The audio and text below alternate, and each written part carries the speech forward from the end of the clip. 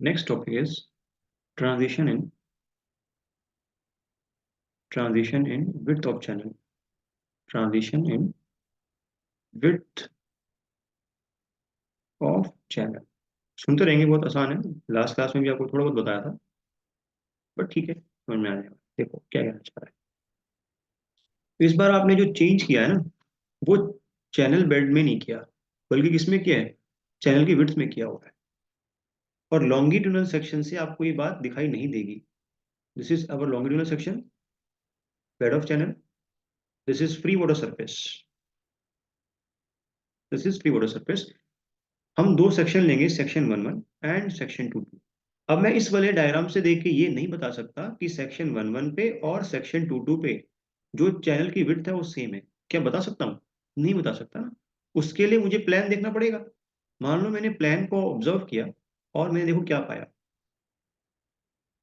Please सब लोग ध्यान देंगे।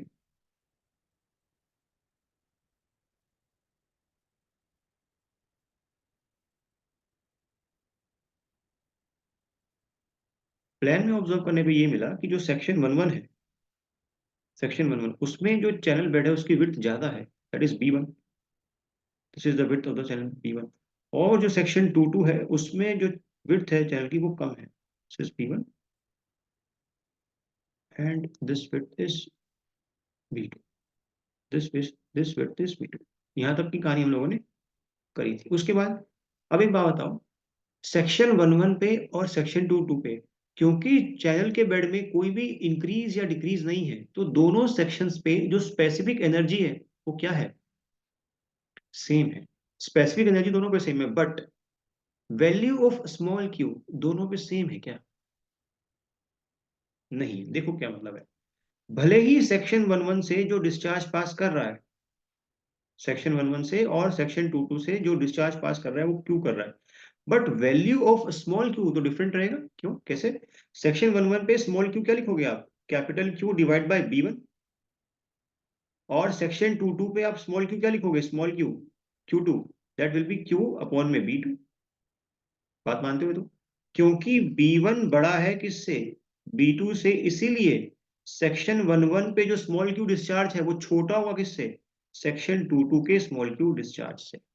ये बात हमने कर ली थी। उसके बाद दोनों पे एनर्जी सेम है, ये पॉइंट मत भूल जाना, ये बहुत इंपॉर्टेंट पॉइंट है। लेकिन दोनों पे डिस्चार्ज सेम नहीं है। तो मैं इस बार कितनी डिस्चार्ज कर यूज करूंगा एनर्जी डेप्थ रिलेशनशिप में? दो डिस्चार्ज कर यूज करूंगा। देखो कैसे।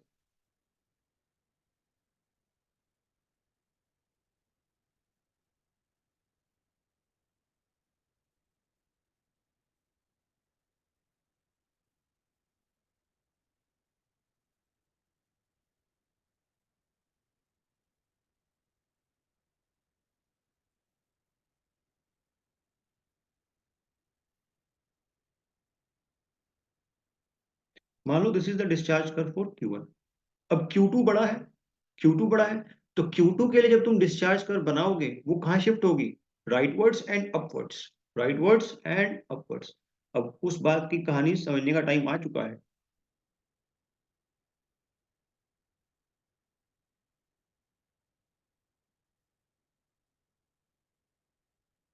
This is Q2 E, this is right now. अब हम इस ग्राफ के अंदर दोनों सेक्शंस की एनर्जी को प्लॉट करेंगे। दोनों सेक्शंस में एनर्जी क्या है बेटा? दोनों सेक्शंस पे एनर्जी तो बराबर ही है, E। कोई दिक्कत नहीं है। देखो जरा। लेकिन लेकिन सेक्शन 1 1 के लिए तुम कौन से पॉइंट्स लोगे जो Q1 को कट कर रहे हैं? ये वाला पॉइंट, ध्यान से देखो इधर, और ये वाला पॉइंट। ऐसे ही सेक्शन 2 2 के लिए, क्योंकि स्मॉल Q2 डिस्चार्ज है, तो तुम कौन से पॉइंट्स लोगे? ये पॉइंट लोगे और ये पॉइंट लोगे। क्या ये बात आपको क्लियर हुई सभी को ना? तो फर्स्ट ऑब्जर्वेशन आपने क्या देखी थी? ऑब्जर्वेशन फ्रॉम द ग्राफ, ये लिख देते हैं पहले। Observations from the graph, from the energy depth graph.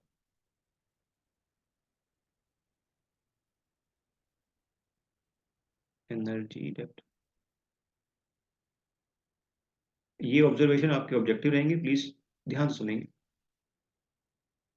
when when width of section is decreased, when width of section is decreased, when width of section is decreased. First point.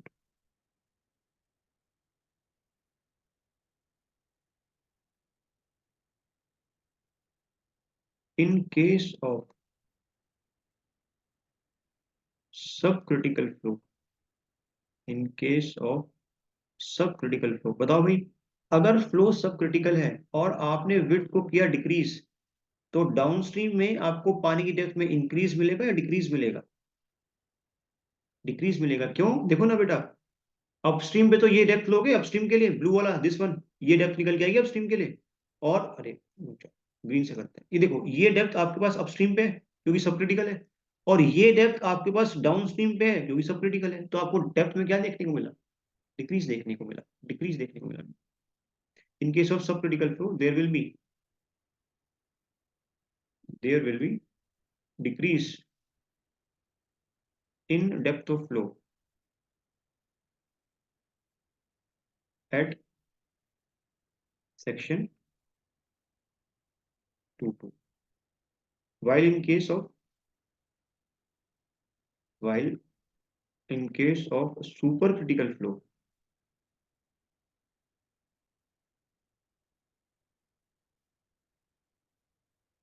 there will be increase in depth। ये बात तो समझ में आती है? बताओ। there will be increased in depth at section 22। ये कहानी सारी की सारी कब स्टडी करोगे?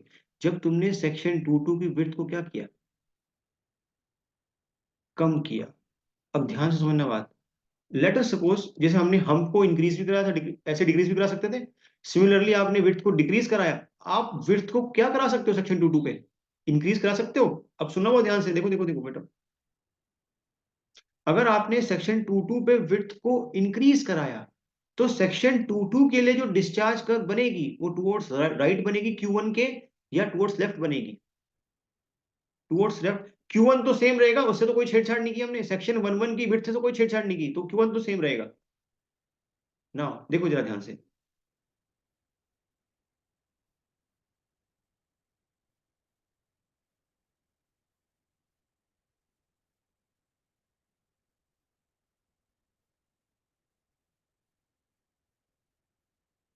This is Q3, this is Q3। अब जो Q1 है या जो Q3 है, ये छोटा है किससे? Q1 से। क्यों? क्योंकि सेक्शन 22 पे जो विड्थ है, सेक्शन 22 पे जो विड्थ है वो किससे बड़ी है इस बार? सेक्शन 11 की विड्थ से बड़ी है। अब तुम खुद ही, तुम लोग मुझे बताओगे, जब हमने विड्थ को इंक्रीज किया और मेरा सब क्रिटिकल फ्लो है, तो आपको सेक्शन 22 में विड्थ में डेप्थ में क्या देखने को मिला? मैं दोबारा क्वेश्चन रिपीट कर रहा हूं। हमने इस बार डेप्थ को सेक्शन 22 की इंक्रीज किया, तो अगर मेरा सब क्रिटिकल फ्लो है, तो 22 पे आपके पास डेप्थ ऑफ फ्लो में क्या दिखाई देगा? इंक्रीज या डिक्रीज? इंक्रीज। जस्ट अपोजिट हो जाएगा यहाँ पे। अरे बेटा जस्ट अपोजिट, यहाँ पे डिक्रीज दिखाई दिया था जब आपने डेप्थ को डिक्रीज किया था। नहीं समझ पा रहे हो चीजें? एनर्जी तो अभी भी सेम रहेगी ना नमूनो, एनर्जी तो अभी भी सेम रहेगी, लेकिन इस बार सेक्शन 22 के लिए क्या ये वाले पॉइंट्स होंगे? सेक्शन 22 के लिए ये वाले पॉइंट और ये वाले पॉइंट। सेक्शन 11 पे तो अभी भी कितनी डेप्थ है? सेक्शन 11 पे तो अभी इतनी डेप्थ, पहले जितनी थी उतनी ही है, लेकिन अब सेक्शन 22 पे डेप्थ में आपको क्या देखने को मिल रहा है? इंक्रीज देखने को मिल रहा है। क्लियर है चीज? अरे ये चीज क्लियर है, हाँ है ना?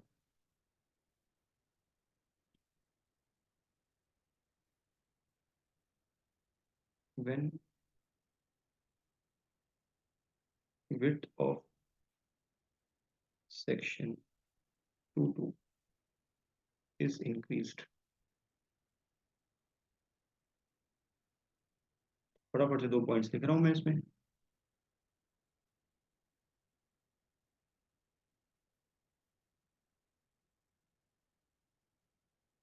Depth of flow increases in case of subcritical flow,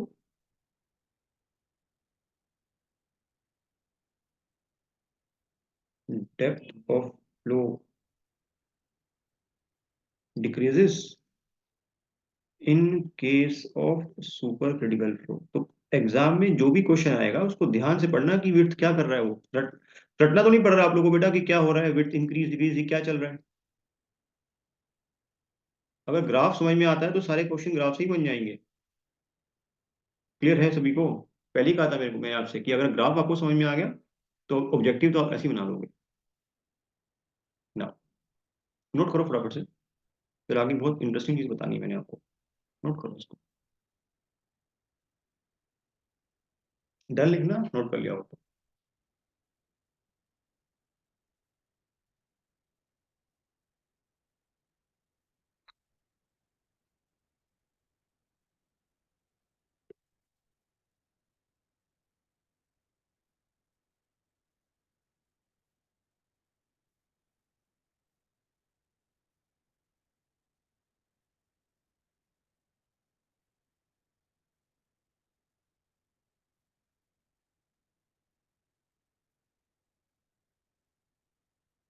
done, तुमने नोट कर लिया?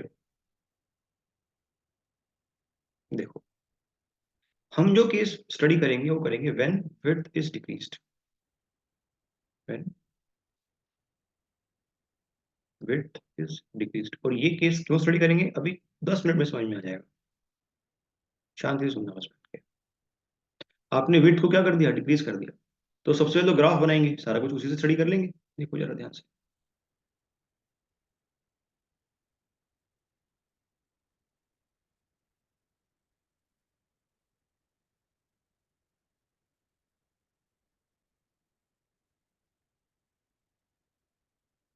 सेक्शन 11 पे डिस्चार्ज कर्व Q1 शो करेंगे सेक्शन 11 के लिए, और सेक्शन 22 के लिए डिस्चार्ज कर्व Q2 शो करेंगे।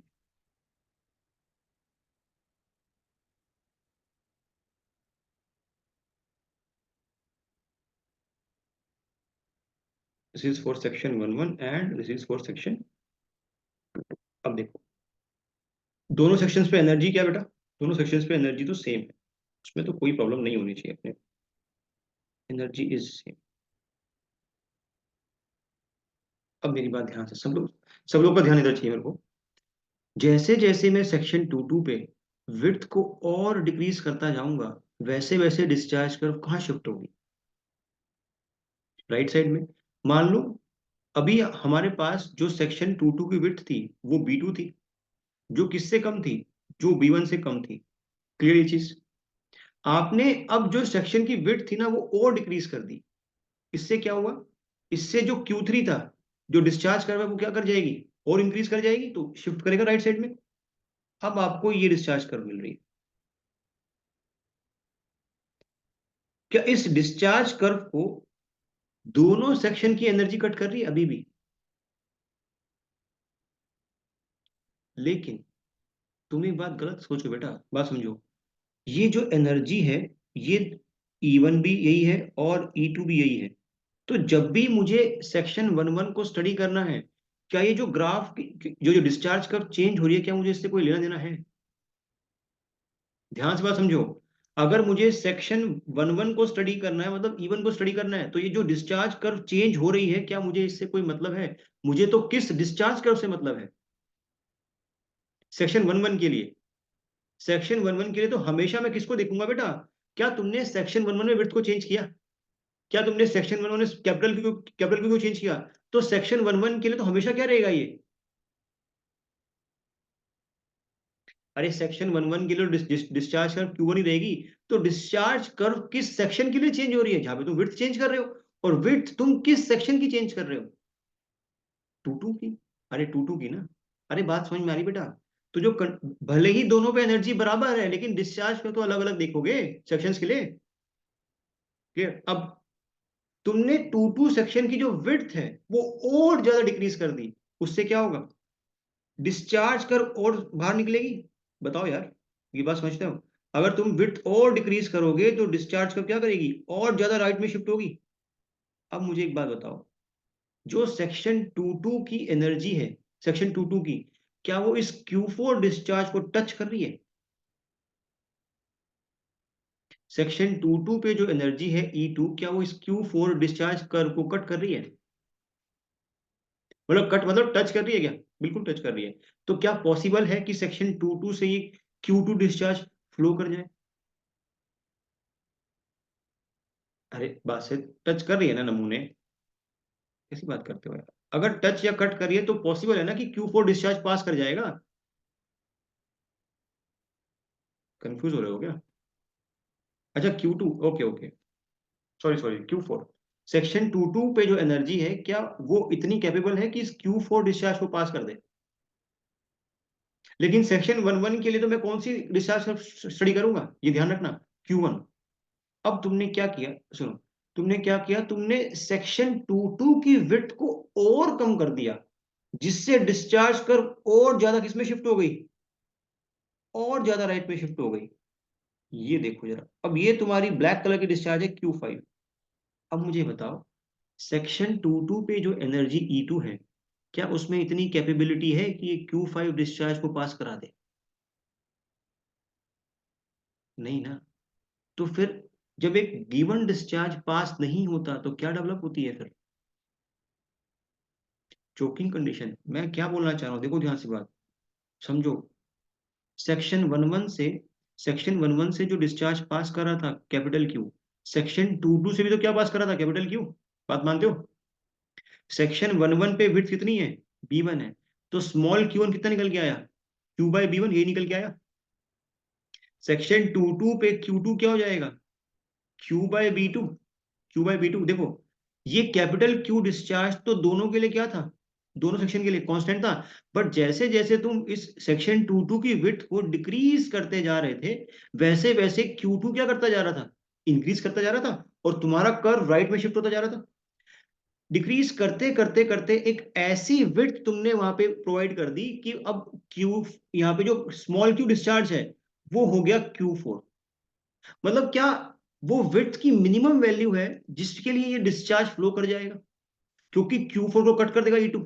मैं दोबारा बता रहा हूं, क्या वहां पे वो विड्थ की मिनिमम वैल्यू है जिसके लिए कैपिटल Q डिस्चार्ज पास कर जाएगा, और जो कर्व बनेगी Q4 बनेगी, वो स्टिल क्या कर रहा है, उसको टच कर रहा है सेक्शन 22 पे। बट बट अगर तुमने विड्थ को और डिक्रीज कर दिया, तुमने विड्थ को और डिक्रीज कर दिया, तो अब जो स्मॉल क्यू है, क्या वो Q5 आ जाएगा?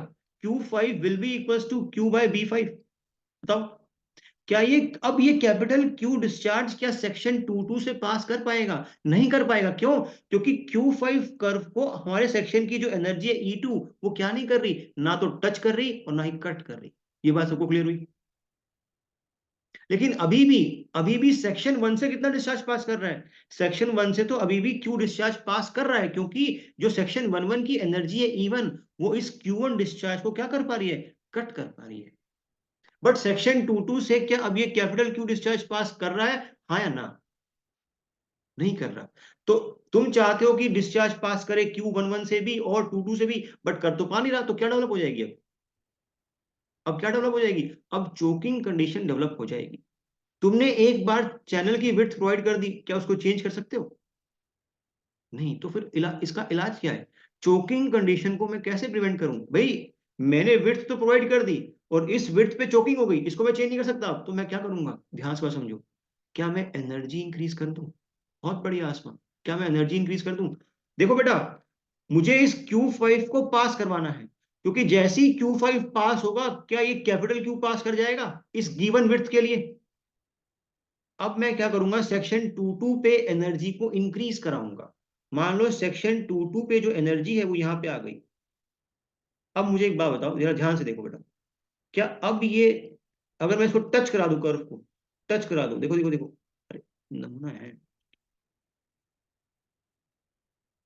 बताओ, क्या अब सेक्शन 22 से ये कैपिटल क्यू डिस्चार्ज पास कर जाएगा? बिल्कुल कर जाएगा ना। बट तुम एक बात हमेशा ध्यान रखना, अगर तुम सेक्शन 22 की एनर्जी को इंक्रीज करा रहे हो, क्योंकि दोनों सेक्शंस पे एनर्जी सेम होनी चाहिए, तो सेक्शन 11 की एनर्जी क्या करेगी, क्योंकि तुम सेक्शन 22 की एनर्जी को इंक्रीज करा रहे हो उस डिस्चार्ज को पास करने के लिए, तो सेक्शन 11 की एनर्जी भी क्या कर जाएगी, इंक्रीज कर जाएगी। सेक्शन 11 पे डिस्चार्ज कर चेंज होगी या नहीं होगी, इतना बताओ। एनर्जी इंक्रीज करने से कोई चेंज नहीं होगी। ना तो तुमने वहां पे कैपिटल क्यू चेंज किया और ना ही तुमने वहां B1 चेंज किया। तो सेक्शन 11 को स्टडी करने के लिए तो अभी भी कौन सी डिस्चार्ज कर लोगे, Q1 लोगे।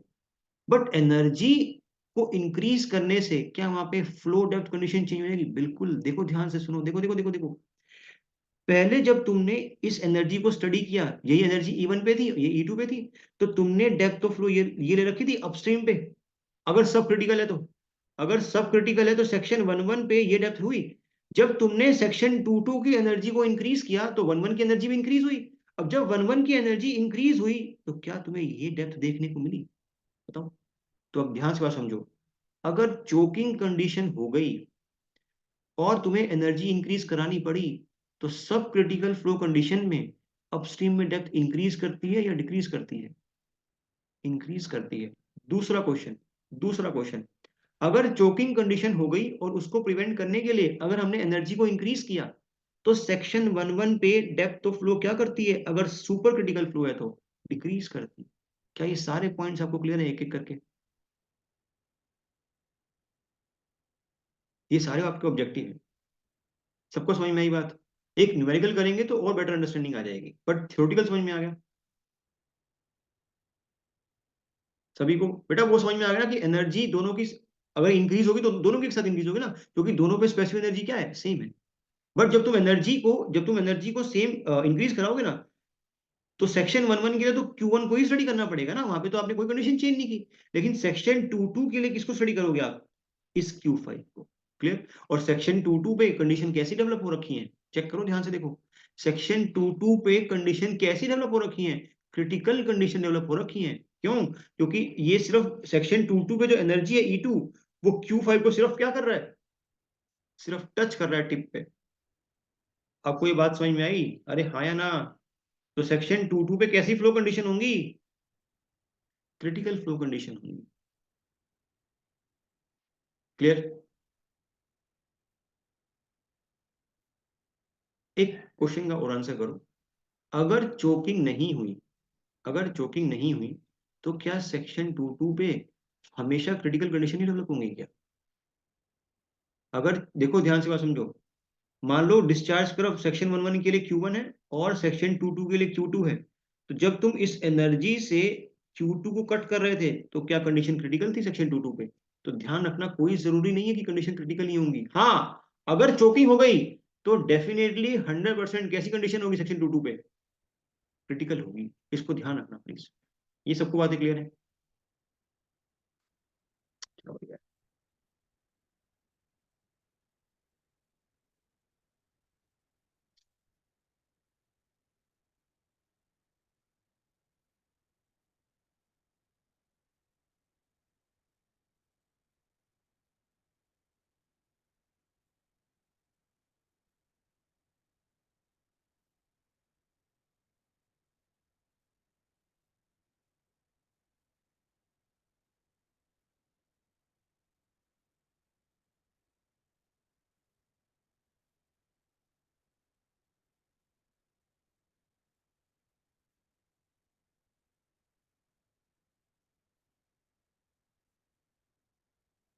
लिखना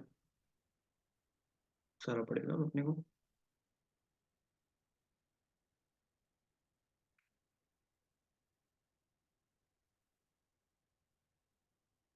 प्लान बना के दिखाया आपको, है ना।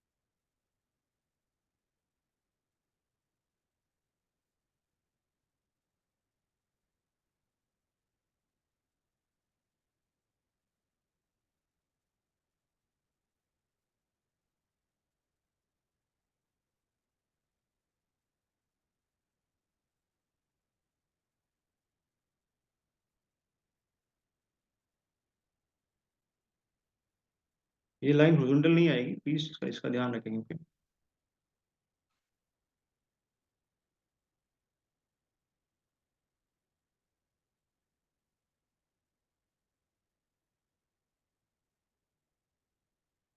लिखना स्टार्ट करेंगे। First point, for both the sections,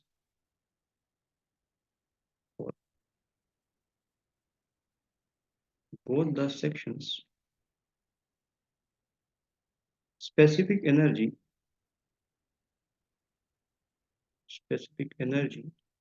is same। इस बात में कोई दिक्कत किसी को? E1 equals to E2 is equals to E, but discharge curve, but discharge curve for both the section, both the sections will be different, will be different because of difference in, because of difference in width of channel। I hope ये बात भी सबको clear है ना? For section 1 1, for section 1 1, Q1 curve will be studied, they will be analyzed। ये इस बात का ध्यान रखेंगे please, will be analyzed। for section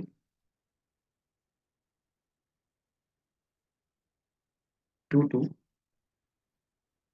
Q2 curve will be analyzed।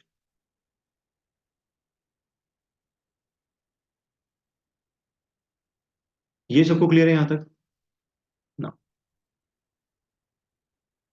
if further, if further width at section, width at section 2 2 is decreased, is decreased,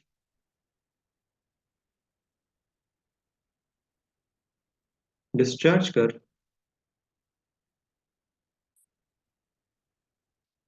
discharge curve will shift, will shift right side, will shift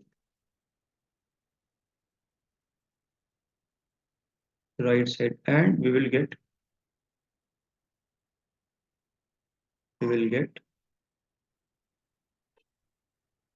Q3 curve, we will get Q3 curve। Q3 को show करेंगे, इसको मैं blue से दिखाता हूँ।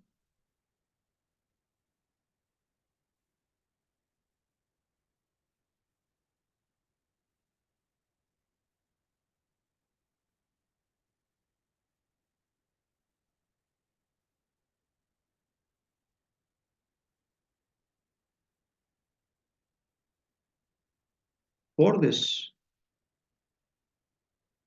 Q3 curve,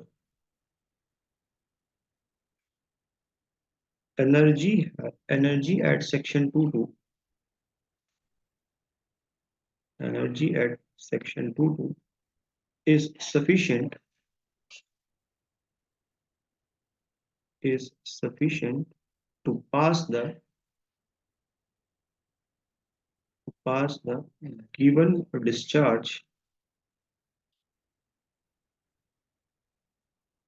capital Q।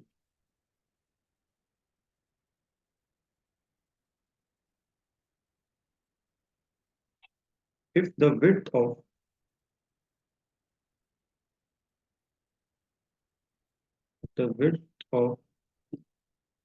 section 2 2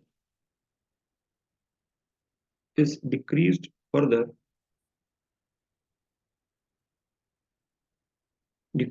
such that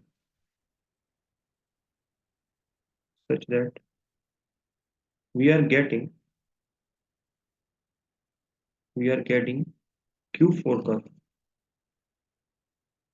Q4 curve, अब ध्यान से देखो बेटा, Q4 कर्व बना रहा हूं और आप लोग मुझे बताओगे Q4 कर्व के पास क्या खासियत है।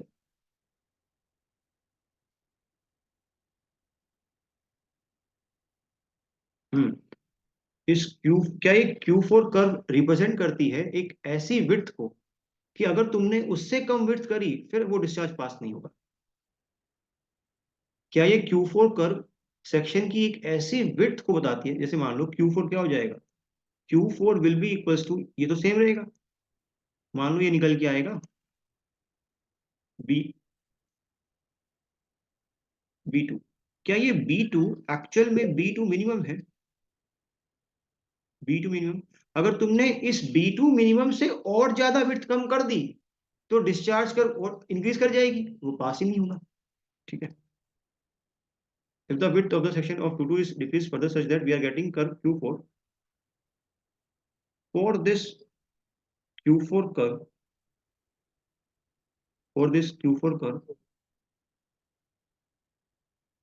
width of the section is minimum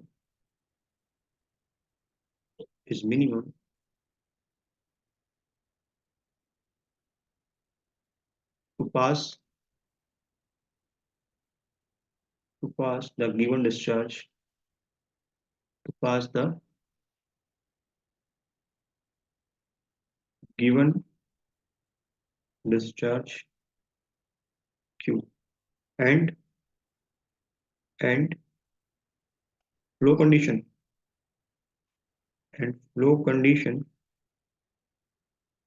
for this Q4 curve at section 22 कैसी होगी flow condition? will be critical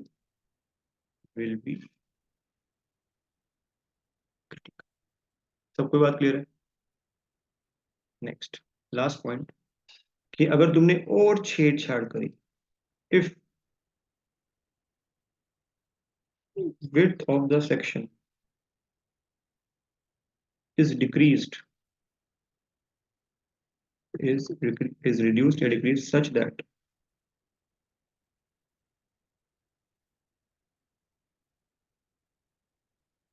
इस बार जो तुमने B2 रखा वो B2 मिनिमम से भी क्या कर दिया,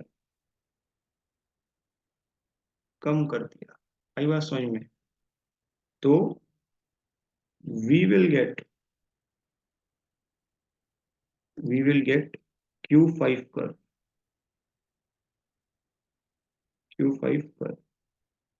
for this curve, energy at section 22 is not sufficient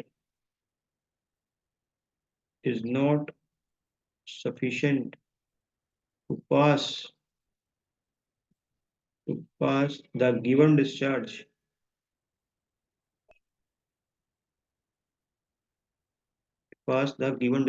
Q, and we will observe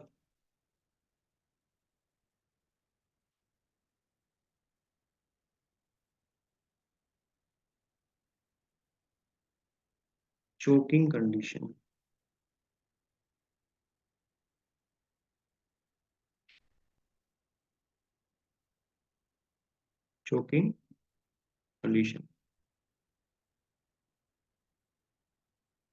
now to pass this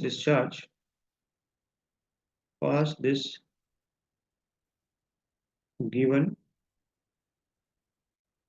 discharge Q, energy at the section 22 has to be increased,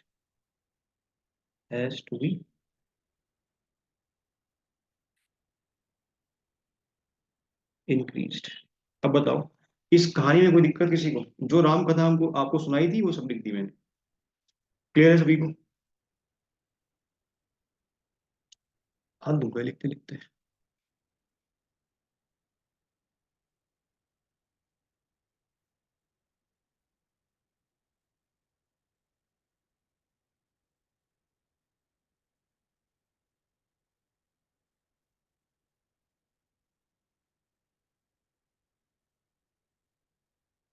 यहाँ तक लिख लिया आप लोगों ने?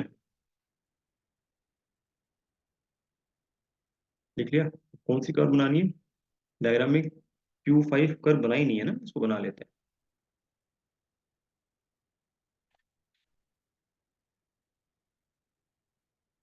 This is Q5 curve. तो Q5 curve को अगर आपको कट कराना है तो बेटा क्या करना पड़ेगा? सेक्शन की एनर्जी को इंक्रीज करना पड़ेगा। और जैसे ही तुम सेक्शन की एनर्जी को इंक्रीज करोगे, बाय डिफॉल्ट किसकी एनर्जी इंक्रीज कर जाएगी? वन वन की भी कर जाएगी। और जैसे ही वन वन की एनर्जी इंक्रीज करी तो वहां पे फ्लो कंडीशन क्या कर जाएंगी? वन वन पे चेंज कर जाएंगी, चेंज कर जाएंगी ना। उसी पॉइंट लिखना। This will this will also affect the flow conditions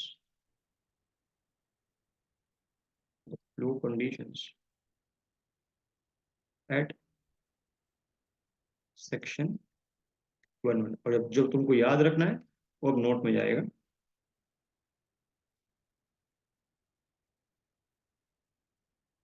if flow is subcritical, if flow is subcritical under choking condition, बोलो भाई, depth of flow, depth of flow at section 1 क्या लिखूं? will increase, will increase while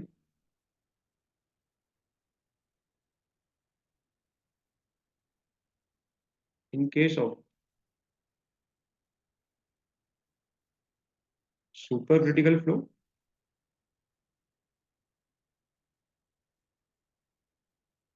depth of flow at section 1 will decrease। एक और चीज मैंने आपको क्या बताई थी? जब चोकिंग हो रखी है, उससे जब तुम उस एनर्जी को इंक्रीज कराओगे तो सेक्शन 2 पे हमेशा फ्लो कंडीशन कैसी होंगी? Critical. Under choking condition, under choking condition flow condition, flow condition at section 2 will be critical, will be। ये आपके ऑब्जेक्टिव के पॉइंट्स रहेंगे। बट अगर ये आपको नहीं पता हो तो ये पॉइंट्स आपको समझ में ही नहीं आएंगे कि चोकिंग कंडीशन क्या होती है, कैसे डेवलप होती है। बट अभी आपको ये क्लियर है।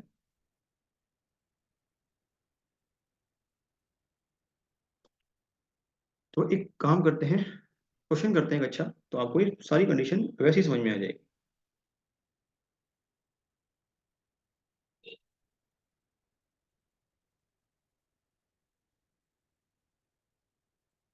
नोट करो पहले फटाफट।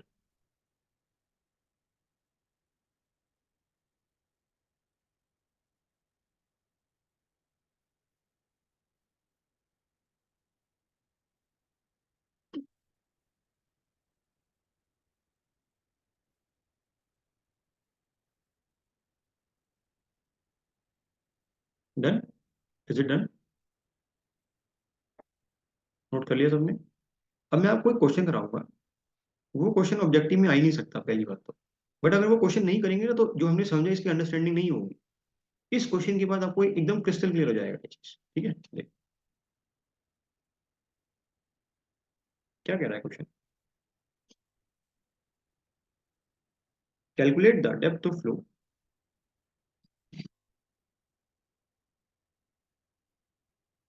Calculate the,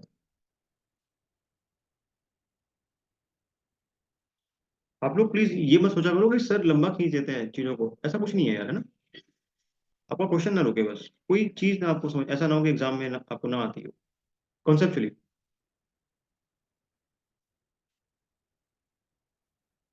calculate the depth of flow at upstream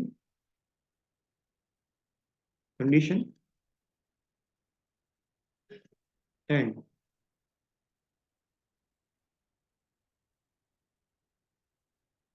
down, एक मिनट दो।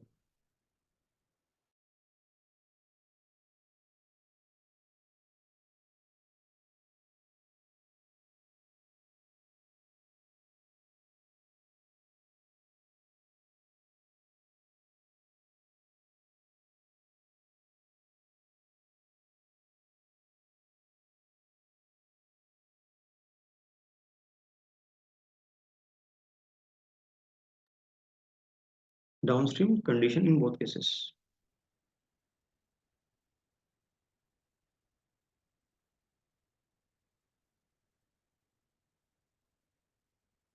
क्या केसेस है देखो, गिवन क्या क्या है आपको, गिवन है फर्स्ट डिस्चार्ज दिया हुआ है, that is 15 metre cube per second. Okay, depth of flow दे रखी है अपस्ट्रीम पे,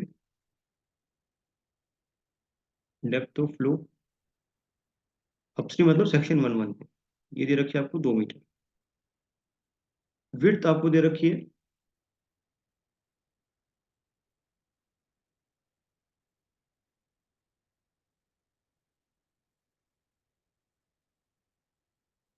3.5 मीटर, और क्या इंफॉर्मेशन है। ठीक है, अब कौन से केस है, पहला case when B2 is 3 metre, और दूसरा case when B2 is 2.2 metre. कोई सॉल्व नहीं करेगा इसको, मैं सॉल्व करूंगा, देखो यहाँ से आपको सिर्फ समझना है इसको। बेहतर होगा कि हम लोग क्या ड्रॉ कर लें, एनर्जी डेप्थ रिलेशनशिप ड्रॉ कर लें। अच्छा, क्वेश्चन समझ में आया क्या करना है। आपको फ्लो को एनालाइज करना है कि चोकिंग कंडीशन डेवलप हो रही है या नहीं हो रही है ना। देखो, या तुम लोग ऐसी हमें हाथ नहीं मिला रहे हो। हम्म? जब भी विड्थ में चेंज, अच्छा देखो ना, सेक्शन 22 की विड्थ चेंज कर रहे हो ना, सेक्शन 11 कितनी विड्थ है 3.5, सेक्शन 22 पे कितनी है 3, तो ऑटोमेटिकली Q1 और Q2 डिफरेंट हो जाएंगे। तो वही हमें बनाना है, देखो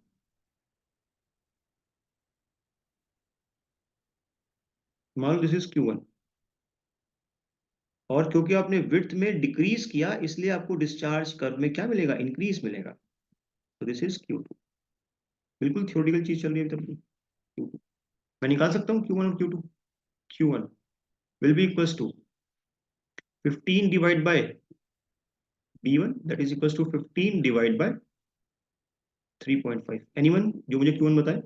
Q2, Q2 will be equals to 15, अभी के लिए विड्थ कितनी है आपके पास 3 है, तो 3 पुट कर देंगे, तो 15 डिवाइड बाय 3, ये तो आ गया 5 मीटर क्यूब पर सेकेंड पर मीटर। ये कितना निकल के आएगा 4.285 मीटर क्यूब पर सेकेंड पर मीटर। मैंने आपको एक और बात बताई थी, दोनों सेक्शंस पे एनर्जी क्या होगी, E1 इक्वल्स टू क्या होगा E2 होगा। तो अगर लेटर सपोज मैं E1 निकाल लूं, अगर मुझे E1 पता चल जाए तो E2 इसके बराबर ही होगा, सीधी सी बात है। तो E1 क्या होता है, एनर्जी एट एनी सेक्शन क्या होगा, Y1 plus V1 square by 2G लिख सकता हूँ। E1 इज इक्वल्स टू, अब ये बातें तो हमको पता है ना बेटा, Y1 plus Q square divide by B square Y1 square into 2G। इसमें कोई दिक्कत है, V को लिखा Q बाय A, A को पुट कर दिया B इंटू वाई। क्लियर है चीज। तो एनर्जी एट सेक्शन E1 कितना, y की वैल्यू है, y आई गेस 2 दे रखा है, प्लस डिस्चार्ज कितना है 15 का क्यूब, तो 15 इंटू 15। सेक्शन 11 पे कितनी विड्थ है 3.5, तो 3.5 into 3.5 into 2 into 2 into 2 into 9.8, 10 ले लो, इसको छोड़ो 10 लो। क्या निकल गया है यहाँ से E1?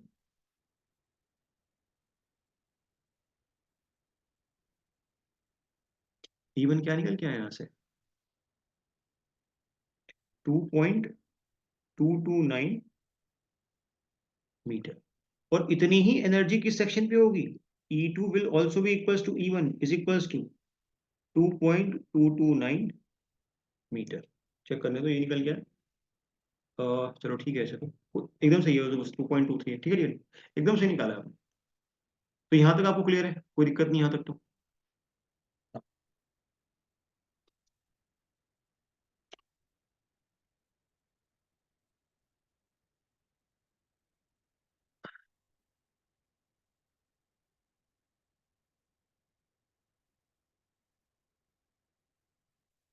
अब हमें क्या निकालना है अब हमें डेप्थ ऑफ फ्लो निकालनी है किस पे, सेक्शन 2.2 पे, ठीक है। तो सबसे पहले तो मुझे ये पता करना पड़ेगा ना कि फ्लो कैसा है, क्रिटिकल फ्लो है सब क्रिटिकल फ्लो है, तभी तो मैं कमेंट कर पाऊंगा। तो मैं यहाँ निकालूंगा, और वो मैं किससे निकालता हूँ कि फ्लो मेरा कैसा है, क्रिटिकल है सब क्रिटिकल, राउंड नंबर की हेल्प से। राउंड नंबर, राउंड नंबर क्या बोलता है, V अपॉन में under root G into Y for rectangle section. इसको मैं ऐसे लिख सकता हूँ Q by A under root G into Y 15 divide by area. Upstream में विड्थ कितनी 3.5, डेप्थ कितनी 2 into under root 10 into again 2। तो फ्राउड नंबर क्या निकल गया है आपके पास में, फ्राउड नंबर क्या निकल गया बेटा 0.479। इस बात का मतलब क्या है कि फ्लो कंडीशन कैसी है, हमारा फ्लो कैसा है, सब क्रिटिकल है, सब क्रिटिकल फ्लो, सब क्रिटिकल फ्लो। अब डायग्राम में आते हैं, देखो एनर्जी दोनों सेक्शंस पे क्या है, सेम है। मान लो this is the energy E1। जब तुम कट कराओगे तो अलग अलग डिस्चार्ज कर को कट करेगी, क्लियर। अपस्ट्रीम पे और हमारा फ्लो कैसा है, हमारा फ्लो सब क्रिटिकल है, तो मैं ये वाली दोनों डेप्थ से मतलब रखूंगा, चेक करो जरा, ये दोनों डेप्थ, ये वाली, ये डेप्थ और ये डेप्थ। अब कोई मुझे बताओ इस डेप्थ की वैल्यू कितनी है आपके पास, ये डेप्थ अपस्ट्रीम पे, ये कितना दे रखा आपको डेप्थ 2 मीटर, बहुत बढ़िया बात है, ये तो गिवन है। क्योंकि आपने पता लगा लिया कि फ्लो आपका सब क्रिटिकल है, तो सेक्शन 2.2 पे डेप्थ में आपको क्या दिखाई देगा, डिक्रीज दिखाई देगा। चेक करते हैं, तो वही हमें निकालना है, सेक्शन 2.2 पे जो डेप्थ है वही तो निकालनी है आपको, Y2। कैसे निकालने हैं कोई बताएगा मेरे को, क्या मुझे सेक्शन 2.2 पे एनर्जी पता है कितनी है एनर्जी, क्या मुझे सेक्शन 2.2 विड्थ पता है कितनी है विड्थ, निकाल सकता हूँ आराम से, देखो। तो E2 is equals to Y2 plus V2 square by 2G, again E2 is equals to Y2। वापिस से मैं V2 को लिख सकता हूँ एरिया बाय A2, क्योंकि A तो कांस्टेंट है Q के लिए, 1 के लिए और 2 के लिए। तो ये क्या आ गया, Q स्क्वायर आ गया, और A2 खुद क्या है, A2 है हमारे पास B2 इंटू Y2। तो B2 square Y2 square into 2G। तो E2 ये तो निकाल के बैठे हुए हैं, क्योंकि जो एनर्जी 1 1 की है वही एनर्जी किसकी है 2 2 की है। तो 2.229 is equals to Y2 plus Q square, तो 15 का square divide bye B2 put करो जरा, B2 कितना B2 3 into 3 into 2 into 10 into Y square.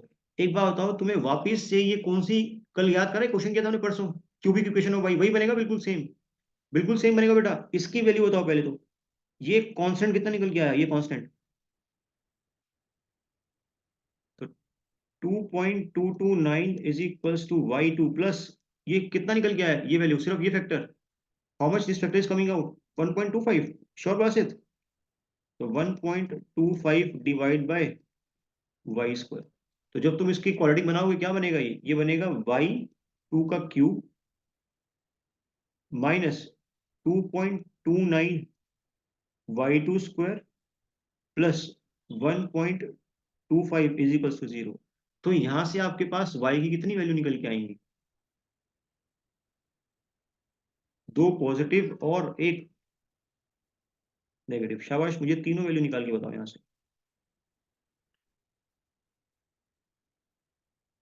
पहली वैल्यू आ रही है -0.651। दूसरी वैल्यू 1.966। तीसरी वैल्यू 0.974। क्या कभी नेगेटिव फ्लो डेप्थ हो सकती है? नहीं। तो ये दोनों वैल्यू जो निकल के आई, एक सब क्रिटिकल के लिए होती है और एक सुपर क्रिटिकल के लिए। ये बात हमको पता ही है। तो मैं कौन सी वैल्यू लूंगा? जो मेरा फ्लो है। मेरा फ्लो कैसा है? मेरा फ्लो कैसा है? सब क्रिटिकल। तो सब क्रिटिकल के लिए तो ज्यादा वाली डेप्थ निकल के आती है। तो ये आई निकल के। अब इसको कंपेयर करो अपस्ट्रीम वाली डेप्थ से। ये अपस्ट्रीम से क्या है, कम है ज्यादा है? अपस्ट्रीम पे 2 थी, यहाँ पे कितनी है? 1 पॉइंट, भले ही बहुत कम है लेकिन कम तो है ना बेटा। क्या कॉन्सेप्ट गेन कर पा रहे हो? सबको बात समझ में आई? तो this is the depth of flow at your section. तो मुझे बताओ यार, आपको ये चीज क्लियर हुई या नहीं हुई? सभी को? क्योंकि ये अगर क्लियर नहीं हुआ तो जो अगला वाला केस है ना, वो क्लियर नहीं होगा। ये क्लियर है आपको? नोट करो कैसे फटाफट से। यहाँ से स्टार्टिंग से नोट करना है।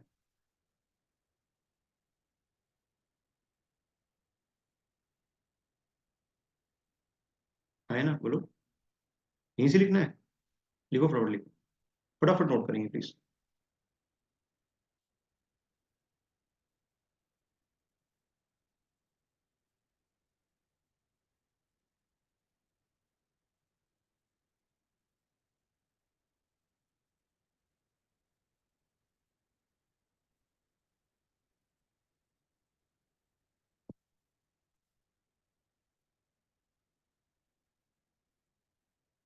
नोट करो फटाफट से।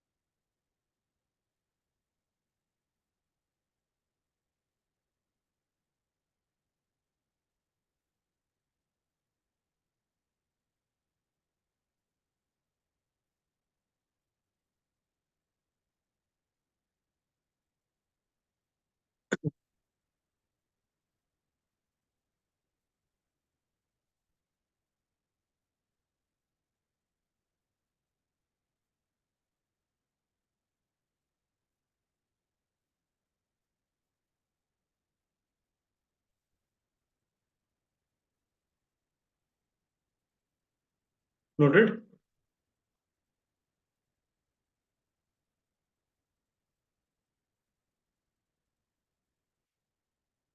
सबने नोट कर लिया इसको? अब प्लीज प्लीज प्लीज अब बहुत ध्यान से सुनोगे बेटा। ये बहुत इंपॉर्टेंट चीज है। देखो, जब इधर सब लोग का ध्यान इधर चाहिए बेटा, कोई कुछ अब लिखेगा नहीं। सेक्शन 1.1 पे कितनी विड्थ थी? 3.5। तुमने सेक्शन 2.2 पे कितनी विड्थ रखी पहले केस में? 3। इस 3.5 के कोरस्पॉन्डिंग तुम्हें कौन सी कर्व स्टडी करनी थी? Q1, क्योंकि स्मॉल कैपिटल की तो वो है, सेम है दोनों के लिए। और इस 3 के कोरस्पॉन्डिंग तुमने कौन सी स्टडी करी? This Q2। ठीक। तो जैसे जैसे मैं सेक्शन 2.2 की विड्थ को डिक्रीज करता जाऊंगा फर्दर, ये डिस्चार्ज कर बाहर निकलती जाएगी। बताओ। तो लेट अस सपोज, अगर मान लो विड्थ की वैल्यू, सपोज करो विड्थ की वैल्यू यहाँ पे,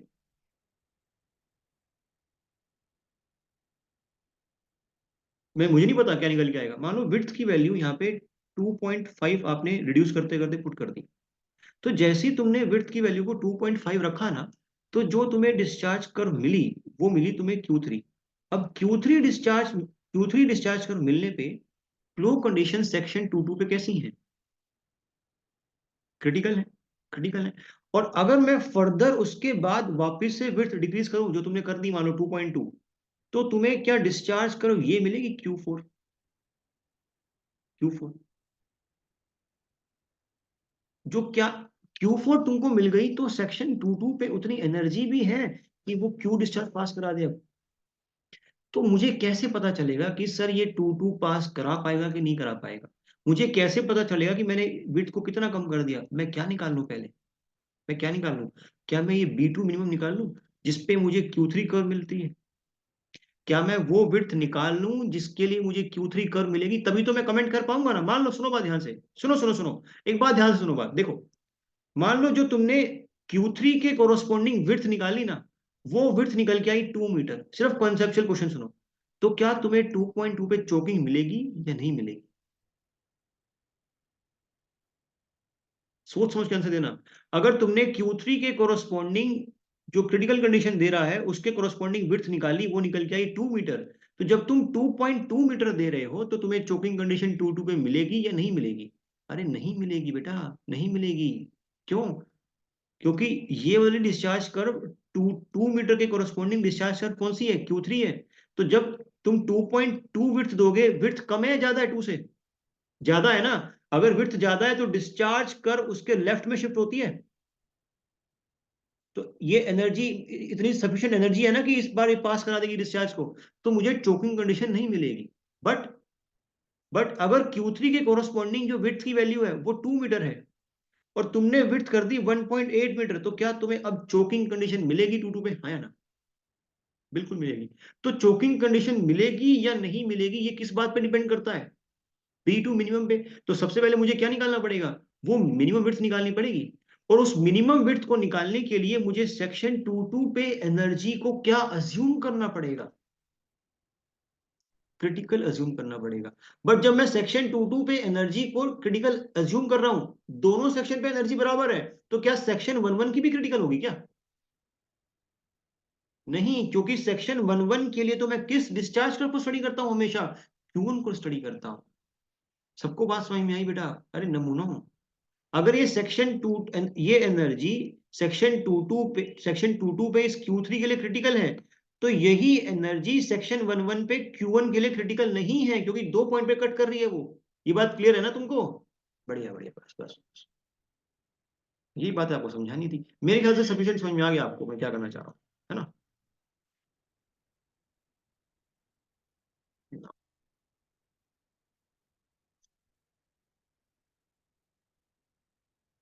तो first we will calculate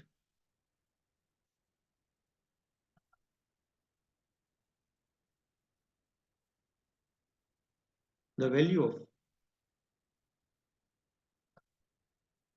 minimum width, the value of minimum width मतलब B2 minimum, such that energy at section 2.2, energy at section 2.2 will become critical, will becomes critical, will become critical। कोई मुझे बताएगा उस critical energy की value कितनी है? Anyone in the class? उस critical energy की वैल्यू कितनी है? निकाल के बैठे हो आप लोग, कितनी एनर्जी है? नहीं, 1.5 टाइम्स ऑफ वाईसी तो होता ही है। उस बहुत बढ़िया बात है। अरे एनर्जी में कोई चेंज थोड़ी ना किया, बस वही एनर्जी टू टू के लिए क्या बन गई है? क्रिटिकल बन गई है वो एनर्जी। नई बात समझ में आई तुमको? ये तुमको बात नहीं समझ में आई? एनर्जी तो सेम ही है, तुम विड्थ डिक्रीज करते करते, विड्थ को डिक्रीज करते करते तुमने उसी एनर्जी को जो सेक्शन टू टू पे प्रेजेंट थी उसको क्या बना दिया? उसको क्रिटिकल बना दिया तुमने बस। तो 2.2 क्या था वैल्यू? 39, 2 पॉइंट वैल्यू क्या थी? 2.229 बासित।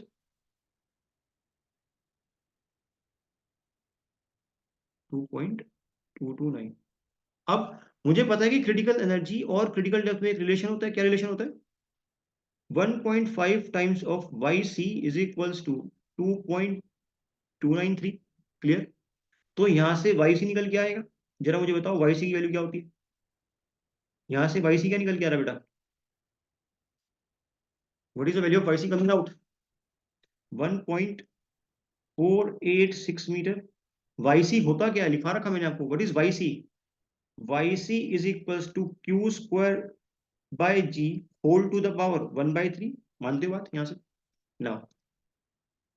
तो 1.486 is equals to Q square divide by 10 इसकी पावर 1/3। दोनों साइड पावर 3 मल्टीप्लाई करो तो क्या आएगा ये?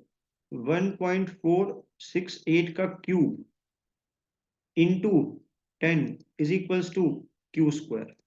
तो मुझे यहां से क्यू स्क्वायर की वैल्यू बताओ। पहले तो आप क्यू स्क्वायर की वैल्यू बताओ। What is the value of Q square coming out?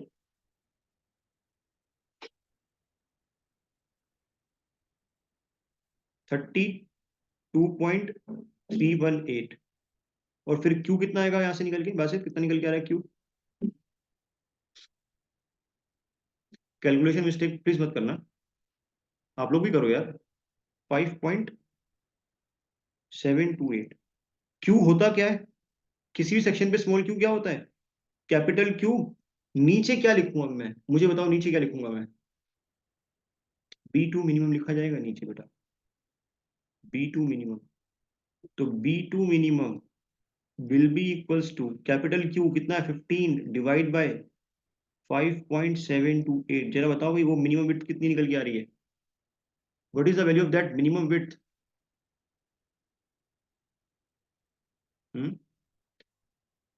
2.618 metre. इसका क्या मतलब हुआ कि अगर तुमने सेक्शन टू टू की विड्थ इस विड्थ से भी कम कर दी तो सेक्शन टू टू पे क्या डेवलप हो जाएगी? चोकिंग कंडीशन डेवलप हो जाएगी। अब जब सेकंड केस को एनालाइज करोगे, क्या तुमने सेक्शन टू टू पे विड्थ जो 2.2 है, क्या इससे कम है क्या? तो सेक्शन टू टू पे क्या डेवलप होंगी? अब चोकिंग कंडीशन डेवलप होंगी ना। और चोकिंग कंडीशन को रोकने के लिए या उसको उसी डिस्चार्ज को फ्लो करने के लिए मुझे क्या करनी पड़ती है? एनर्जी। Energy increase. कितनी एनर्जी इंक्रीज करूं कि सफिशिएंट फ्लो हो जाए? है ना? बेटा सेक्शन टू टू पे कितनी एनर्जी इंक्रीज करूं कि सफिशिएंट फ्लो हो जाए? ये बात तुमको नहीं समझ में आई? कोई बात नहीं, देखो देखो। ये आपने नोट किया पहले तो, क्योंकि ये बहुत डिटेल और कॉन्सेप्चुअल चीज है। ये नोट किया आपने? ये नोट किया सभी ने? मतलब ये समझ में आया सभी को? नोट छोड़ो, ये समझ में आया? अब देखो, सुनो, देखो मैं आपको बताता हूँ। सब लोग यहाँ जा, अरे तुम लोग को समझ में आ रहा है ना यार? ये बताओ पहले तो।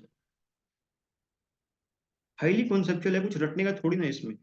मैं ये थोड़ा ना कह रहा हूँ कि आपसे सवाल पूछेगा वो, क्योंकि आपको जो थ्योरेटिकल सवाल है वो अब और क्लियर हो जाएंगे कि क्या किया हम लोगों ने न्यूमेरिकल में ना। देखो प्लीज, ध्यान से समझेंगे थोड़ा। देखो,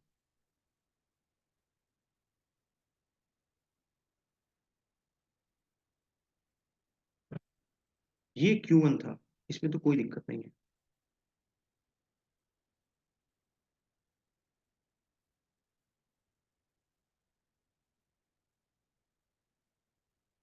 दिस इज Q2।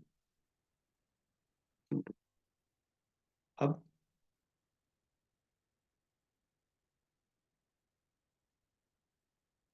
एनर्जी, ये एनर्जी कितनी थी आपके पास 1 1 पे और 2 2 पे? 2.229। ध्यान से लिखना प्लीज बेटा। अब जब तुमने मिनिमम विड्थ प्रोवाइड की, तो जो Q3 कर्व बनेगा वो इसके लिए क्या बनेगा, एकदम टेंजेंशियल बनेगा, क्योंकि क्रिटिकल कंडीशन है। चेक करो, इसको टच कराया आपने, तो Q3 की कितनी वैल्यू निकाल के लाए हो, Q3 निकाल के लाए हो आप कितना, 5.728। ठीक है, तो इस Q3 कर्व के कोरस्पॉन्डिंग आपको विड्थ क्या मिल रही है, इस Q3 के कोरस्पॉन्डिंग विड्थ आपको मिल रही है मिनिमम, B2 मिनिमम। मतलब सेक्शन 22 पे देखो ना बेटा, ये जो सेक्शन 22 पे एनर्जी है, दोनों पे बराबर तो है एनर्जी 1 and 2।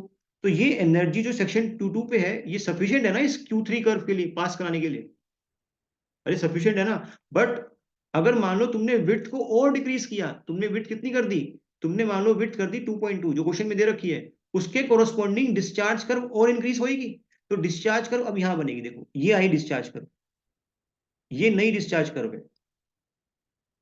क्या अब सेक्शन 22 के पास सफिशिएंट एनर्जी है इस डिस्चार्ज कर्व को पास कराने के लिए, नहीं ना। तो मुझे सेक्शन 22 की एनर्जी को क्या करना पड़ेगा, इंक्रीज करना पड़ेगा। कितना इंक्रीज करूं कि ये Q5 discharge, sorry Q4 discharge पास कर जाए, कितना इंक्रीज करूं, क्रिटिकल तक ले जाऊं, सिर्फ क्रिटिकल तक। मतलब इस एनर्जी को उठा के अगर मैं यहां प्लेस कर दूं सच दैट ये इसको टच ही कर दे बस, ये इसको टच ही कर दे, अगर मैं इतनी एनर्जी, देखो ग्रीन वाली, अगर मैं ग्रीन वाली एनर्जी दे दूं तो क्या ये Q4 को टच कर देगी। और अभी भी कंडीशन कैसी है, मैंने आपको बताया था कि जब चोकिंग कंडीशन हो जाती है तो 2-2 पे कैसी कंडीशन रहेगी, क्रिटिकल रहेगी। ये बहुत बहुत इंपॉर्टेंट है बेटा। जब Q3 भी कैसा था, Q3 भी क्रिटिकल है, Q3 के लिए एनर्जी कौन सी लूंगा मैं, Q3 के लिए मैं ये एनर्जी लूंगा। तो इसके लिए जब तुमने क्रिटिकल डेप्थ निकाली, इधर देखो सब लोग बेटा, बहुत इंपॉर्टेंट है, ये डेप्थ कितनी निकाल के लाए हो, ये डेप्थ कितनी निकाल के लाए हो वाई सी, 1.486 मीटर। जब एनर्जी इंक्रीज करोगे तब भी सेक्शन 22 पे कंडीशन कैसी रहेंगी, क्रिटिकल ही रहेंगी। बट क्या क्रिटिकल डेप्थ सेम रहेगी क्या, नहीं। क्यों, मैंने बताया था जब डिस्चार्ज कर्व इंक्रीज करती है तो वो राइट में भी शिफ्ट होती है और ऊपर भी शिफ्ट होती है, मानते हो बात। तो अब तुम्हें सेक्शन 22 पे कंडीशन तो कैसी मिलेंगी, वो तो क्रिटिकल ही मिलेंगी, लेकिन जो डेप्थ ऑफ फ्लो तुमको मिलेगी बेटा क्रिटिकल, वो क्या होगी पिछली वाली से, वो ज्यादा होगी। क्या तुमको ये बात समझ में आई, ये बहुत इंपॉर्टेंट बात है यार। ये पूछेगा आपसे ऑब्जेक्टिव में कि जब चोकिंग कंडीशन होती है, उसको फ्लो कराने के बाद कंडीशन तो क्रिटिकल बनती है, लेकिन वो क्रिटिकल डेप्थ ऑफ फ्लो पुरानी वाली क्रिटिकल डेप्थ ऑफ फ्लो से क्या होती है, वो ज्यादा होती है। क्लियर, अरे तुमको बात समझ में आई। तो इस ग्रीन वाली कर्व के लिए हमारे पास विड्थ की वैल्यू कितनी है, बी की वैल्यू, B2 कितना है बताओ जरा, कितना है B2।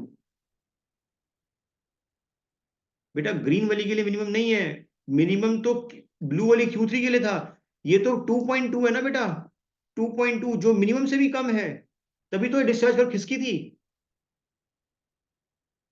नहीं बात तुमको समझ में आई नमूनो, क्लियर हुआ। अरे ग्रीन, बेटा तुमने जो देखो ना, ये Q3 था, इसके लिए मिनिमम कितनी थी, 2.618, तुमने तो और कम कर दिया ना, तभी तो वो शिफ्ट हुआ ना राइट में। तो इस ग्रीन वाले के लिए कितनी बिट आपने प्रोवाइड की थी, 2.2। तो मैं क्या स्मॉल क्यू निकाल सकता हूँ, स्मॉल क्यू, Q4 क्या निकालूंगा मैं, capital Q divide by B2 जो कि 2.2 है। कैपिटल क्यू कितना है मेरा, 15 पॉइंट, अरे सारा मसला तो यहीं से स्टार्ट हुआ था कि मुझे 15 को पास कराना था, तभी तो मैं इस एनर्जी इंक्रीज कर रहा हूँ। तो 15 डिवाइड बाय 2.2, तो यहां से स्मॉल क्यू क्या निकल के आया, स्मॉल क्यू 6.818। अब मुझे एक बात बताओ, स्मॉल क्यू आ गया, क्या मैं ये वाई सी निकाल सकता हूँ, वाई सी क्या होता है, Q² डिवाइड बाय जी की पावर 1/2, सॉरी 1/3। तो ये नया वाई सी ये कितना निकल के आएगा, इसको वाई सी डैश लिख लो, वाई सी डैश कंफ्यूजन ना हो। ये कितना निकल के आया बेटा, और ये ज्यादा निकल के आना चाहिए, ये ज्यादा निकल के आना भी चाहिए ना, कितना, 6.818 का square divide by 10 whole to the power 1/3। What is this value of Y C dash coming out, कितना निकल के आ रहा है ये, बोलो।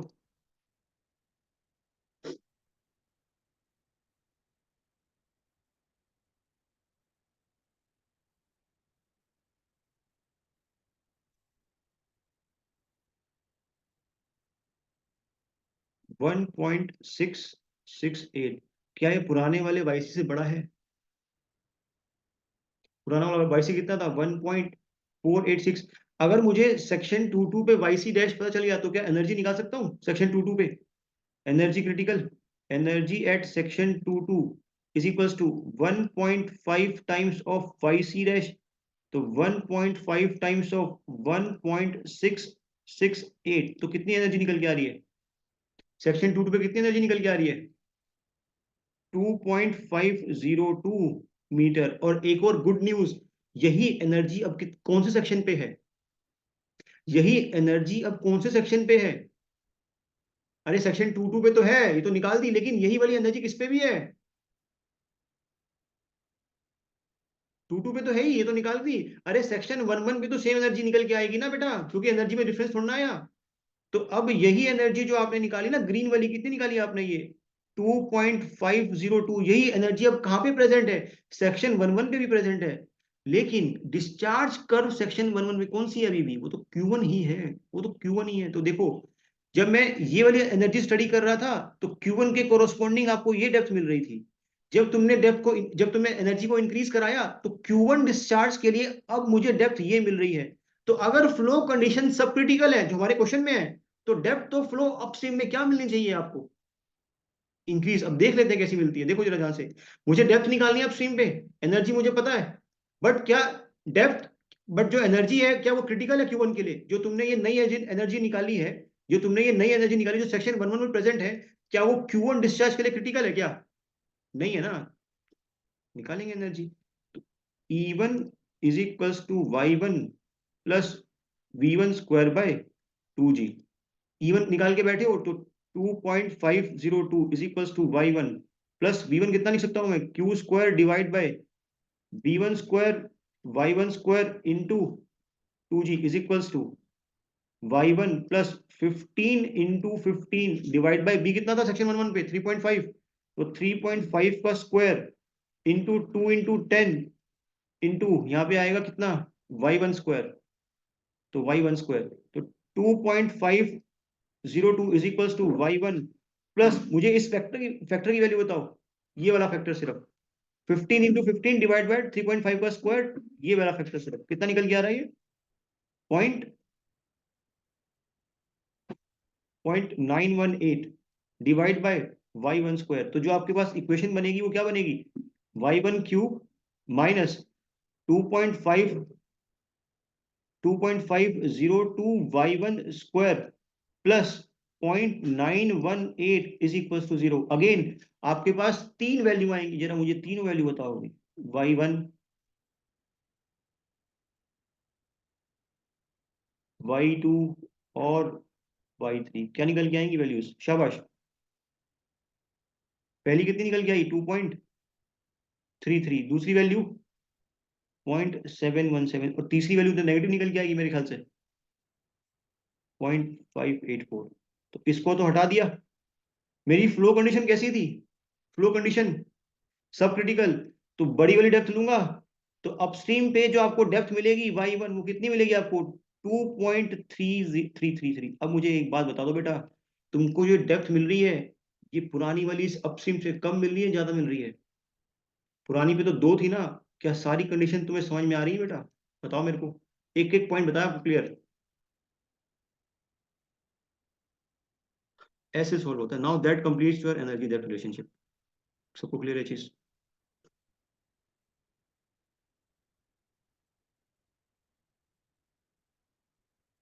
कहाँ से नोट करना है? ये तो आपने लिख लिया था मेरे ख्याल से, ये वाला पॉइंट तो ये लिख लिया था सबने। आराम से तमीज से ग्राफ को बनाओगे और एक एक पॉइंट को नोट करोगे, लेकिन उसके पहले क्या आपको थोड़ी बहुत फीलिंग आई कि हमने क्या किया, थ्योरी में क्या किया था, उसको कैसे अप्लाई किया?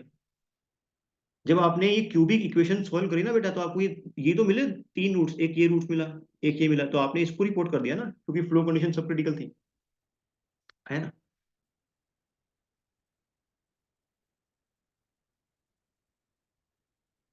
नोट करो फटाफट।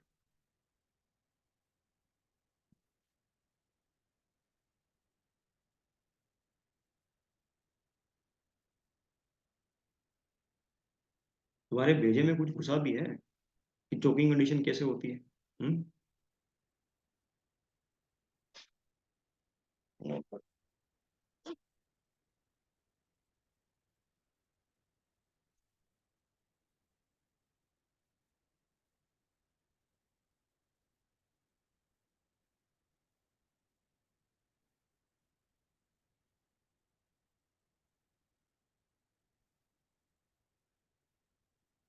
इस कॉन्सेप्ट की आपको अंडरस्टैंडिंग है तो कोई भी क्वेश्चन आपसे वो घुमा के पूछ लेगा ना, आप कर पाओगे।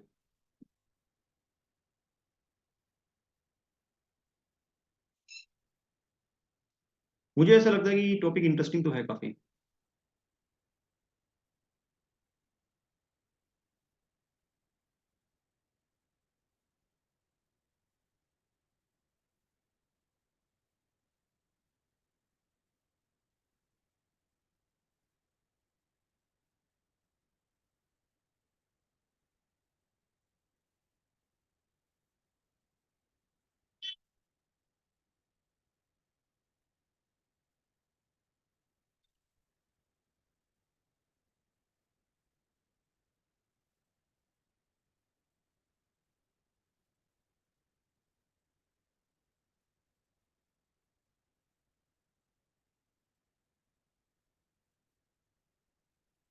ये 1.668 है, इसको थोड़ा सही से लिखिए।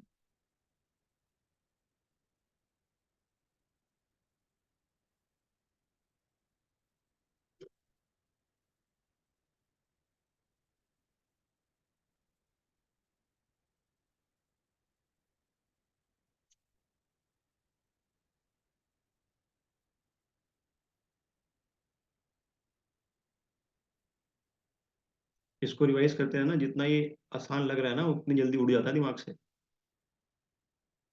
फिर बोलोगे वो चोकिंग कंडीशन हुआ करती थी कुछ, विड्थ में था या डेप्थ में था, पता नहीं क्या क्या था। रिवाइज कर लोगे तो क्लियर हो जाएगा। और एक बार क्वेश्चन खुद से सोल्व कर लोगे तो वैसे क्लियर हो जाएगा। एक क्वेश्चन तुम घर से करने के लिए बताओ, ट्राई करोगे न्यूमेरिकल को? मैं पहले बता रहा हूँ, आपके एग्जाम में नहीं आएगा इतना बड़ा न्यूमेरिकल, आ ही नहीं सकता, पॉसिबल ही नहीं है। कुछ चीजें बेटा कॉन्सेप्चुअल अंडरस्टैंडिंग के लिए करनी पड़ती हैं।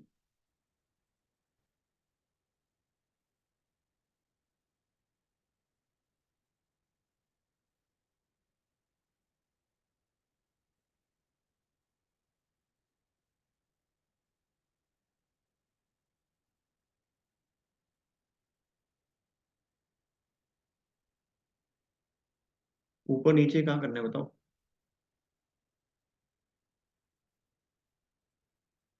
डन ही हो गया।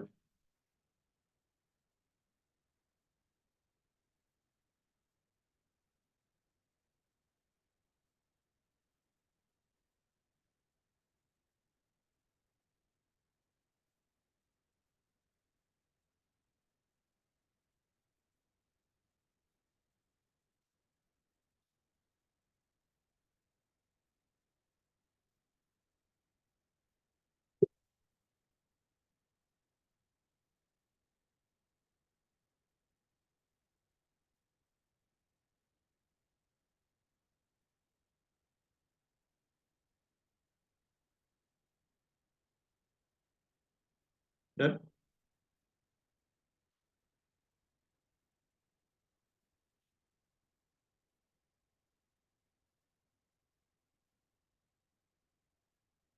सबने नोट लिख लिया? तनवीर एंड शबाना आपने भी लिख लिया बेटा? चले आगे।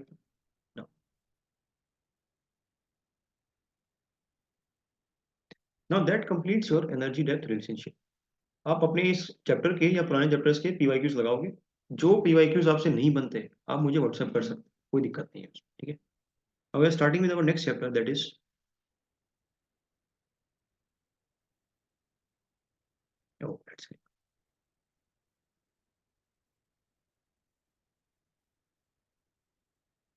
Chapter number 4, gradually varied flow. Gradually varied flow. पहली बात तो मुझे बताओ, ये ग्रेजुअली वेरिड फ्लो किस टाइप का फ्लो है, किस कैटेगरी में आया था ये? स्टार्टिंग में चैप्टर 1 में आपको काफी सारी कैटेगरी बताई थी मैंने। तो ग्रेजुअली वेरिड फ्लो किस कैटेगरी में आया था? स्टेडी। स्टडी। और इसके अंदर ग्रेजुअली वेरिड फ्लो के अंदर फ्लो की जो प्रॉपर्टीज हैं वो विद डिस्टेंस उनमें चेंज बहुत रैपिड निकल के आता है या बहुत स्लो निकल के आता है? मतलब ग्रेजुअल चेंज निकल के आता है ना, जैसे डेप्थ में, भले ही डेप्थ ऑफ फ्लो जैसे जैसे आप आगे जा रहे हो इंक्रीज करे या डिक्रीज करे, बट उसका जो रेट ऑफ इंक्रीज है या फिर जो रेट ऑफ डिक्रीज है वो आपको क्या मिलेगा, वो बहुत स्मॉल मिलेगा, रेट बहुत स्मॉल मिलेगा। और फिर मैंने आपको एक बात बताई थी, अगर आपको रेट ऑफ इंक्रीज, जैसे मान लो देखो, ये आपको मिल रहा है डेप्थ ऑफ फ्लो जैसे जैसे आप आगे जा रहे हो ना इंक्रीज करती जा रही है, ठीक है, ऐसे ही मान लो डेप्थ ऑफ फ्लो आगे जा रहे हो डिक्रीज करती जा रही है।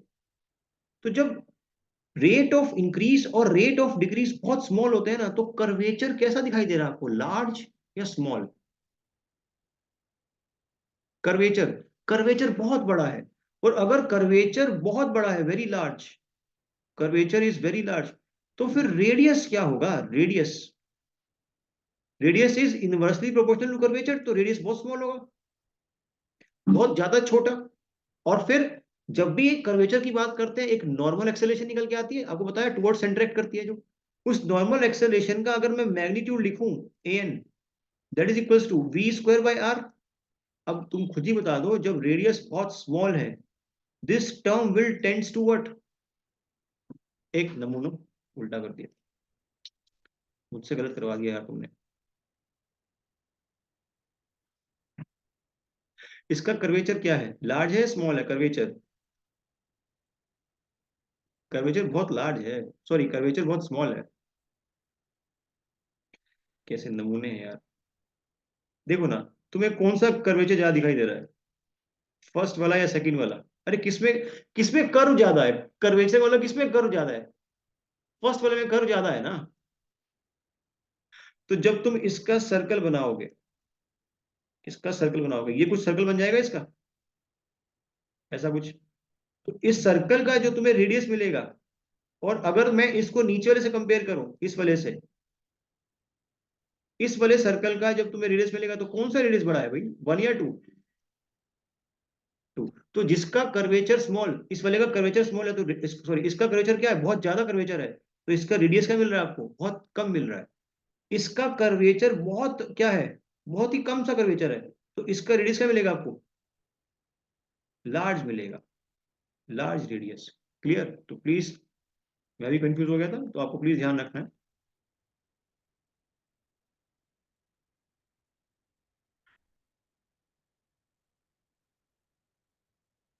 ये लार्ज कर्वेचर है, लार्ज कर्वेचर, और ये है स्मॉल कर्वेचर, स्मॉल कर्वेचर। तो इस टाइप का कर्वेचर आपको कहाँ मिलेगा, ग्रेजुअली वेरिड फ्लो के अंदर। और आपको लार्ज कर्वेचर कहाँ मिलेगा, रैपिडली वेरिड फ्लो के अंदर। हम कौन सा पढ़ रहे हैं भाई, हम पढ़ रहे हैं ग्रेजुअली वेरिड फ्लो, तो कर्वेचर स्मॉल है, कर्वेचर स्मॉल है तो रेडियस क्या होगा, radius very large, very large. और अगर रेडियस बहुत बड़ा है, तो जो नॉर्मल एक्सेलरेशन है जिसको मैं लिखता हूं v स्क्वायर बाय r, अब रेडियस बहुत बड़ा है तो this term will tends to infinity, something upon infinity क्या होगा, जीरो। तो फिर प्रेशर वेरिएशन कांस्टेंट निकल के आया था, चैप्टर 1 में बताया था मैंने आपको, प्रेशर डिस्ट्रीब्यूशन कांस्टेंट अगर नॉर्मल एक्सेलरेशन जीरो निकल के आती है तो। कॉपी खोल के देखना, वहां लिखवाया था मैंने आपको एक चीज, क्या लिखवाई थी, partial derivative of p plus rho z is equals to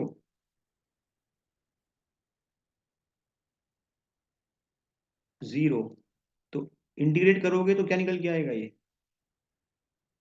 constant निकल के आएगा। और ये था क्या, पीजोमेट्रिक हेड। मैं किसी भी पॉइंट पे ले लूं सेक्शन की, मुझे पीजोमेट्रिक हेड क्या मिलेगा, हर एक पॉइंट पे कांस्टेंट मिलेगा। अब ऐसा मुंह मत बनाओ, ये सारी बातें बता रखी है तुमको चैप्टर 1 में, है ना। यूलर्स इक्वेशन बहुत बढ़िया, ठीक है बात। तो इसको डिफाइन करते हैं पहले तो।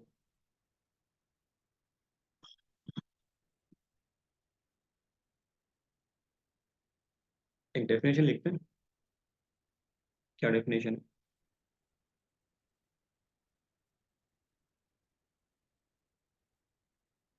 Flow in open channel, flow in open channel termed is termed as gradually varied flow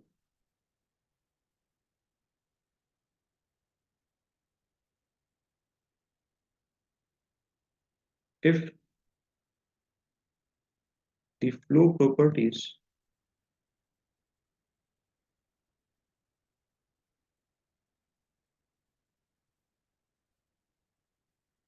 if the flow properties, और स्पेशली हम यहाँ किसकी बात करेंगे, डेप्थ ऑफ फ्लो, क्योंकि सारी की सारी प्रॉपर्टीज डेप्थ ऑफ फ्लो पे डिपेंड करती हैं। याद है आपको area of flow, velocity of flow, है ना, depth of flow, flow properties depth of flow varies varies gradually varies gradually with the long distance with, yes लिख लो, gradually varies with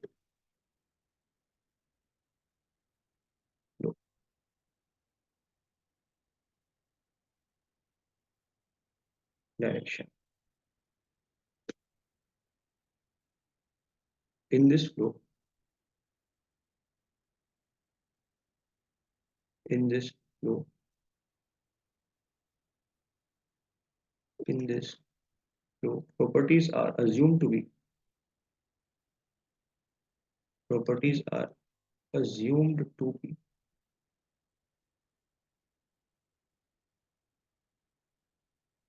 constant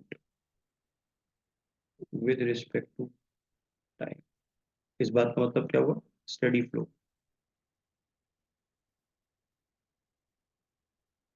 steady flow, ये definition लिखो, done लिखो और फिर छुट्टी करो। कल मिलते हैं बाकी इसको कंटिन्यू।